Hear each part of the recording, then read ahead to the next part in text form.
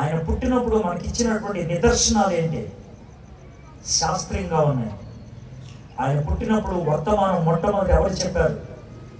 నిన్ను నన్ను గౌరవించడానికి ఇచ్చేటువంటి జవాబు అన్నది అక్కడ. యేసయ్య ఎందుకు వచ్చాడు? రక్షకుడుగా, ప్రభువుగా, క్రీస్తుగా ఉండటానికి. ఆయన నీకు రక్షకుడు అవ్వాలని ఇష్టపడుతున్నాడు, నీకు ప్రభువుగా ఉండడానికి ఇష్టపడుతున్నాడు, నీ క్రీస్తుగా నీకు భరోసా ఇవ్వాలని ఆశపడుతున్నాడు. దానికి నీ నుంచి ఆయన కోరుకునేది ఒకటే, నువ్వు అనుమతిస్తే నీ హృదయంలోకి నేను వస్తాను.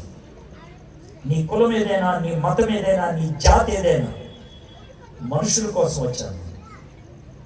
నువ్వు పచ్చి తాగుబోతుపై ఉండొచ్చు, మర్డర్ చేసిన కూలికోర్ అయి ఉండొచ్చు, వ్యభిచారి అయి ఉండొచ్చు,